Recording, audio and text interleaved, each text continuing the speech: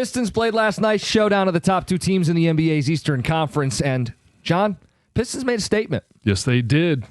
A very emphatic statement. Thanks for participating. Yeah, not bad for a nice little basketball team. Detroit won by 30 points. It was their largest margin of victory of the season. This one meant a little more, and they played accordingly. They outworked the Knicks. Look at the battle on the boards. Look at the blocks and the steals and the hustle stats.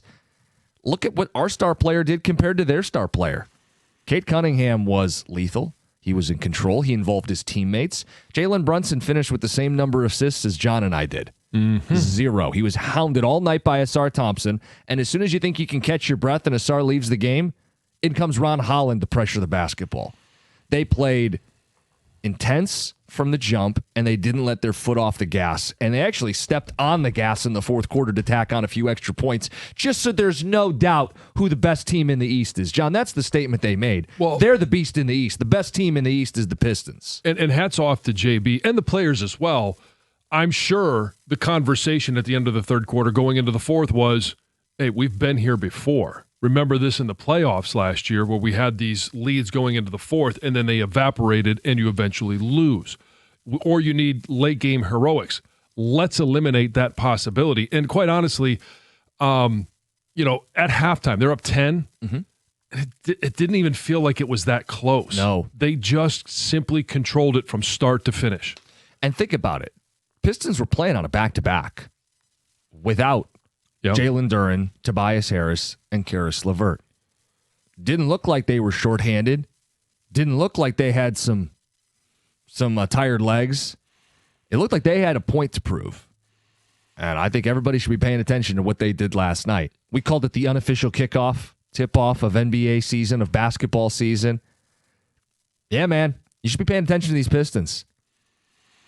Because they're a lot of fun, they play hard, and they win.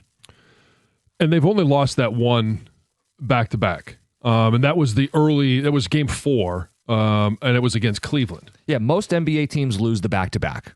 The Pistons are 6-1 on the second leg of a back-to-back. They don't take nights off. They're worthy of your time. If you're some of these fans who have been turned off by the NBA, I get it. I'm not going to fight you on it. But the Pistons play a different brand of basketball. It is not what you see night in and night out in the NBA. How much stock do you put into, obviously, young teams learning throughout the course of the season? They obviously learned a lot last year. And in January, hey, they flipped the switch and all of a sudden become a playoff team.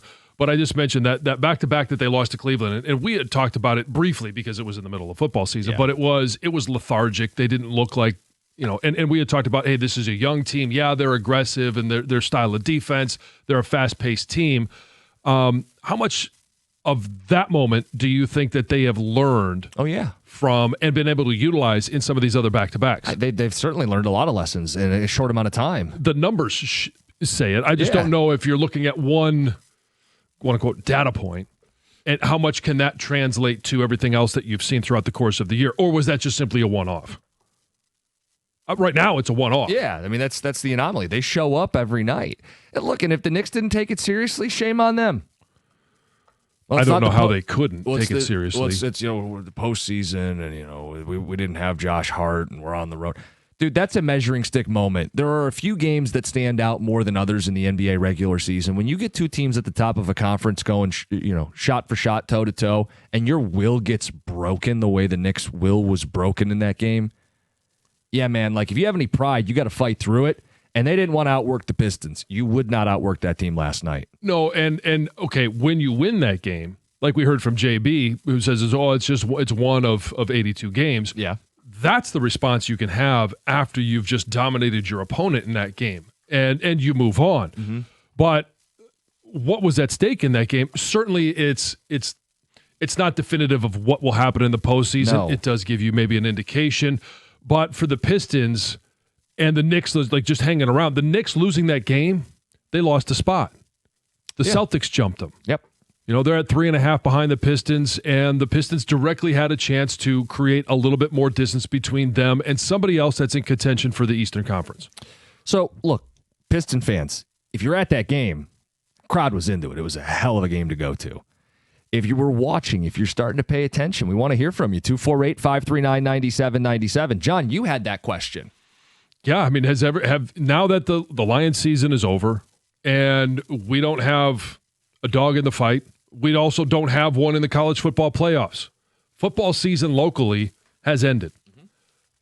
Is this the unofficial start to your basketball season? Yeah, are you in on basketball? And this could be Pistons, but it could also be Spartans and Wolverines, who are both playing phenomenal too. Yeah, because there's a lot of really good basketball. If you haven't been paying attention and you're just jumping in right now, cool. Hey, Michigan, number 1 in the AP poll. Undefeated. And Michigan State, number 9 in the AP poll. Coming off a good win last night against USC. Yep. And now all of a sudden the Pistons, hey, they are starting to create some distance between them and some of the other teams in the Eastern Conference. They are currently in first place. Yeah, we're going to be talking more about the Pistons. We want to know that you guys are on board. 248-539-9797. Have you guys flipped that switch? Are you in basketball mode now?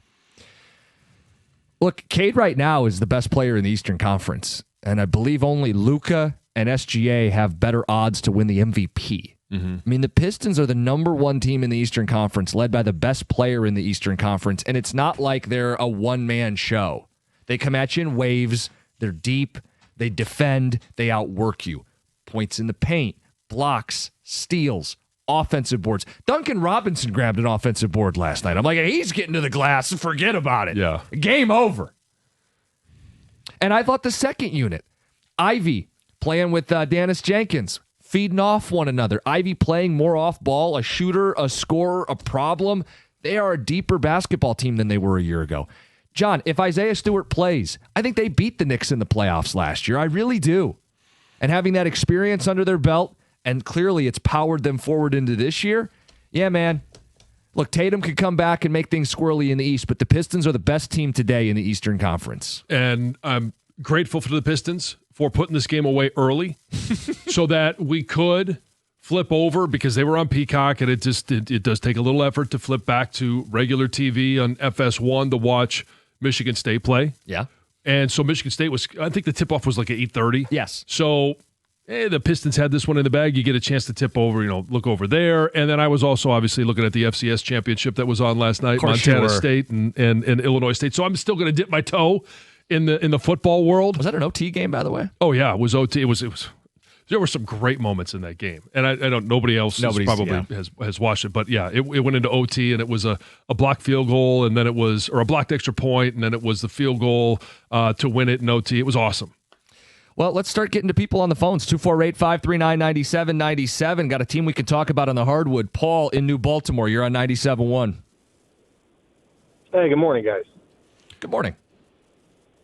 Hey, you kind of took my thunder a little bit there, but yeah, they're deep. I mean, the Pistons, if you look at it, they're not 7-8 guys deep. They're potentially 10, 11 guys deep, and they're playing ball on both ends of the court. You're watching their 3-point percentage start to go up. Yep. I would say over the past couple of weeks, which is a dangerous thing because they don't have to shoot a three if they keep playing defense the way they are. They can continue to kind of drive the basket, control the tempo of the game. I mean, Cade's playing amazing. And when you're missing 2 starters and, arguably potentially your 6th man, and you're still able to put a whooping on New York the way that you did, I mean, it's a lot of fun to watch. Haven't gotten to see it in a very long time. And, Stu, the way he's been playing defensively, it's one of those things where when time comes and Duran's back, you could have 2 bigs playing in the middle of the court, and you're going to have to force people to shoot from the outside. And I think it's going to be a great thing for us. I think you're spot on. And Stewart even gets switched sometimes out into space, and he did a decent job when he's got switched onto Brunson a little bit. Think about what the Pistons have set up with this depth, where you can say Duran and Stu could play the entire game with one of them on the floor. Mm-hmm. Thompson and Holland, you could play the entire game with one of them on the floor. When Cade leaves, they've gotten such a leap from Sasser and Dennis Jenkins and Jaden Ivey that there's not really a big drop-off. I mean, there's a drop-off from Cade, but there's not a drop-off. Like, there's not a pocket of the game where the other team has a chance to make up ground or breathe or catch their breath. Right, and there's different levels of defense. in regards to, it's different for Asar Thompson to play defense than it is Cade. But when Cade has a block against McBride at the rim, Yep. Everyone is involved. You're not just, hey, these are our defensive specialists. Everyone is playing on both ends of the floor.